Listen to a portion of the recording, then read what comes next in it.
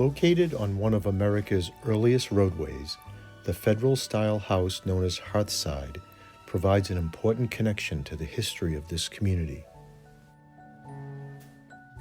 Since its completion in 1814, 11 families have called Hearthside their home. Each one created their own piece of history, including a candle and soap maker, a horse breeder, a lawyer and state senator, a publisher, and several farmers. Hearthside was showcased to the world in 1904 when the Rhode Island building at the St. Louis World's Fair was modeled after this house. A visit to Hearthside makes for a delightful historic house tour.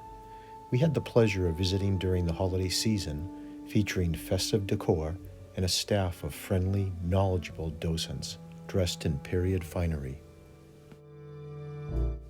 The origins of Hearthside concern a man named Stephen Hopkins Smith, who, according to popular legend, won $40,000 in a lottery to help him construct the house. Hopkins was in fact one of 11 children born to Benjamin and Mary Tillinghast Smith, who were Quakers and farmers and lived close to where Hearthside was eventually built. Stephen's grandmother, Anne Smith, was the granddaughter of John Smith, one of a small group that, in 1636, accompanied Roger Williams on his first landing in Providence. It was Stephen's hope that construction of Hearthside would help him secure his relationship with a young socialite from Providence. However, upon seeing the newly constructed house, she claimed that it was located too far out in the wilderness for her liking. The heartbroken Stephen Smith brought her back to Providence and never married.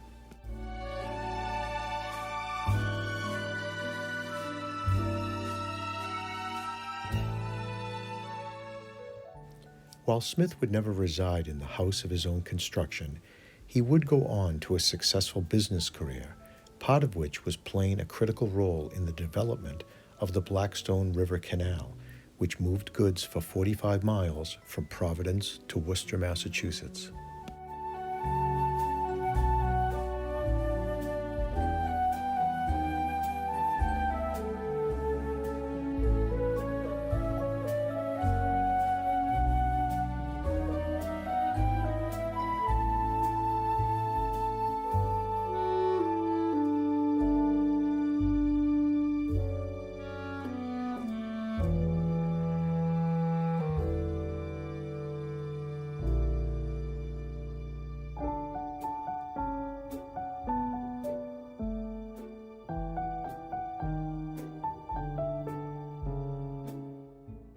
Hearthside is situated in the town of Lincoln, which was part of Smithfield until 1871, when it split off and was named in honor of the country's 16th president.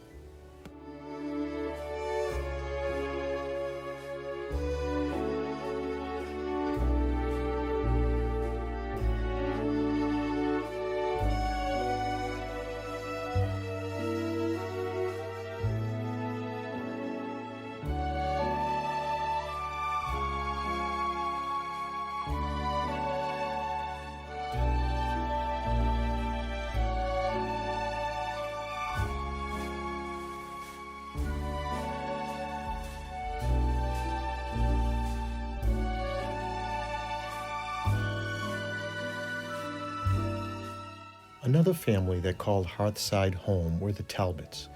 Indeed, it was the Talbot family that gave the name Hearthside to the house in 1904 when Arnold Gindrat Talbot purchased the house as both a home and a site for the family's hand-weaving business, known as the Hearthside Looms. Together with his wife Catherine and their two children, William and Francis, as well as weavers from Portugal, Talbot created and produced a variety of fabrics using historic patterns. In 1907, House Beautiful magazine featured an article on the Hearthside looms. The Talbot products became known as some of the finest in the country, winning numerous awards for the quality and vibrant colors. The Talbots, according to the Hearthside Museum, were not only at the forefront of the arts and crafts movement, but also the age of colonial revival, as they filled their home with antiques, making Hearthside a museum in the early part of the 20th century. One of their heirlooms was this portrait. Silas Talbot was Arnold's ancestor and a Revolutionary War hero, best known for being commander of the USS Constitution or Old Ironsides.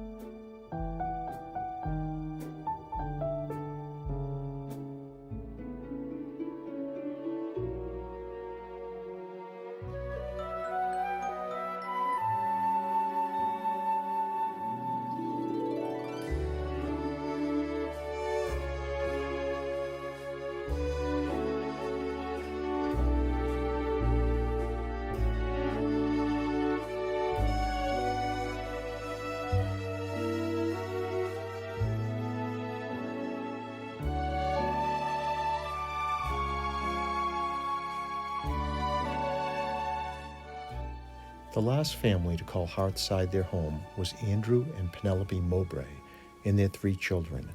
The Mowbrays purchased the house and 1 acre of land in 1956 and lived here for 40 years, longer than any other residents.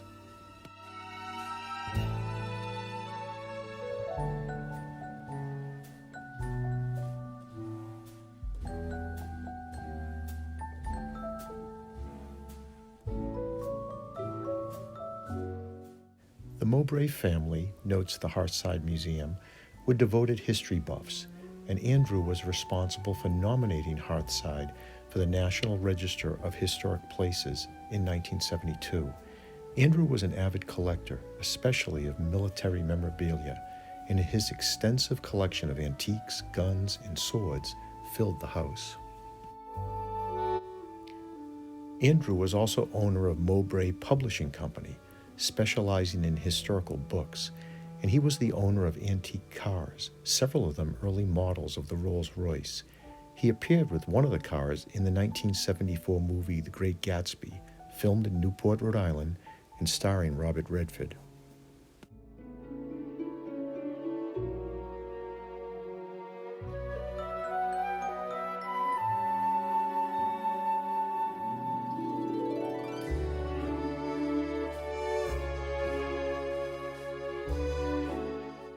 Upstairs in the master bedroom, there's a surprising connection to the Civil War. It was in this room that Andrew was introduced to a diary written by a Rhode Island man who served in the Union Army. The diary would make a strong impression on the book publisher, and he thought it worthy of publication. Years later, when the Mowbrays were living in New Hampshire, Stephen introduced the diary to a neighbor who, like Stephen, found it a stirring personal account of the war. That neighbor was Ken Burns, and the author of the diary was Elijah Hunt Rhodes, pictured here. Burns would go on to make extensive use of Rhodes' diary in his acclaimed PBS series from 1990, The Civil War.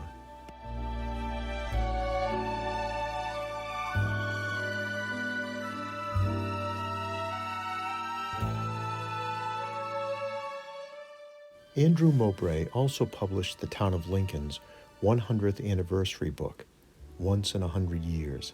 Mowbray passed away in 1996, and the town of Lincoln purchased the family's home for generations to enjoy.